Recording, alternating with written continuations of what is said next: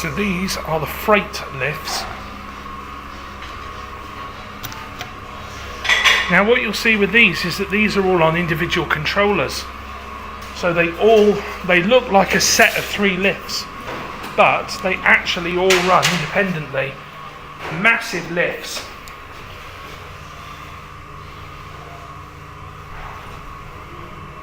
So we cannot go to floor 12 in this lift. We can only go up as high as floor 11.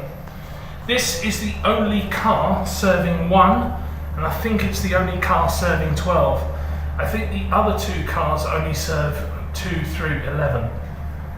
These lifts, you'll see, are a bit different from the passenger lifts. These ones are a bit slower in terms of their speed. They also, unlike the passenger lifts that have touch sensitive buttons, these are just normal Lexan.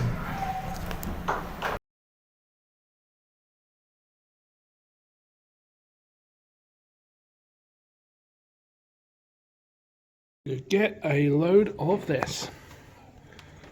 This is an original Otis lift controller, or the relay cabinet. It's part of it anyway. I mean, I don't think the floor selector's here, because that would have been a separate unit. That was added in later, whatever that does. Otis Elevator Co. Otis controller. Serial number. Controller's like 400 volts, so that's definitely not safe to touch when it's Definitely not. But fortunately, this isn't live because it's sat here waiting to go to the scrap heap. Oh yeah, this must be for the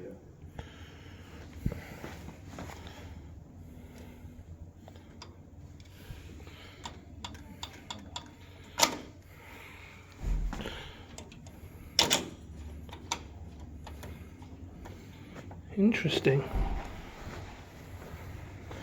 I should point out for anybody watching this that lift relays are usually extremely dangerous. These are normally live, and touching one with your bare hands usually would kill you. The only reason why this is currently safe is because this controller has been removed from service and is waiting to go to the scrapyard. So judging by the number 7, I would say that this has come out of lift C7, would have been one of the ward support block freight lifts. But if you've ever wondered what a 1970s lift controller looks like, there you go. Because that is it right there. Or one part of it. There's more stuff on the other side. But this is the interesting side because this has got the relays on it. Because I can probably get a YouTube video out of this. Is this one sitting on a wheeled trolley? It is, but I can't move it as easily as the one I saw yesterday. probably So, to be honest, there's not really a lot to see on the back, because on the back is mainly just the wiring connections for where all those relays and shit were connected up.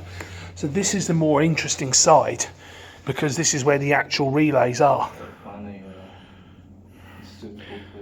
So what is interesting though is I wonder, are the Schindler just taking these straight to the scrapyard and biffing them, or are they going to take them away to their yard and strip them for parts? Because there are still probably several other old Otis lifts around that use relays, and given how popular Schindler is in this country, they probably maintain quite a lot of them. So I wouldn't be at all surprised if they were to scrap these for the spares, if they could. Who knows? Maybe they will, maybe they won't. But, you know, it's very interesting stuff. But most of this stuff here, I mean, there's some old wiring looms in here, but I can't tell if those are new wiring looms or old wiring looms. The fact that the crates... They look like they're probably new. Yeah, yeah. But yeah, there's a lot of wiring looms and boxes for the parts in there. You know, shaft wiring. I imagine the fixtures are further down, way further down. Down the line. Yeah, the fixtures may well be stored somewhere else. There's all kinds of parts here. Triangle key switch. Yep. Was one of the boxes I saw. It was like you say, where does it say S7000? S70? 7000? Oh yeah, S7000 single deck. So yeah. So if anybody doubts that these are Schindler 7000s, it literally says it on the box. And this cabinet sitting here, cabinet. Well, there's two cabinets here, a bigger one and a smaller one. Ooh.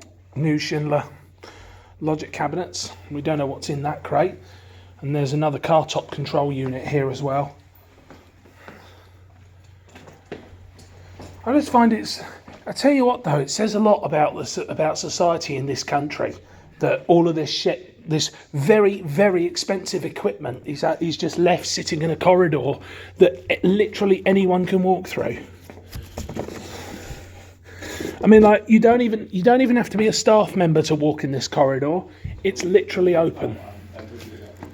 But yeah, but as I was explaining to T just a moment ago, the reason why a lot of this stuff is up here is because this just round here is the door to the upper car park,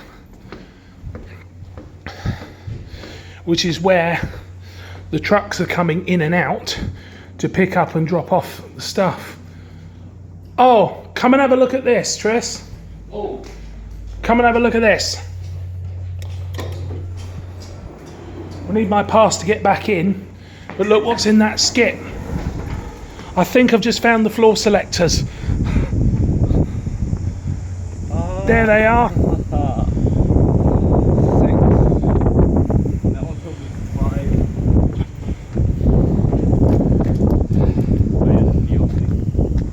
5. There's the floor selectors in the skip, heading off to the scrapyard.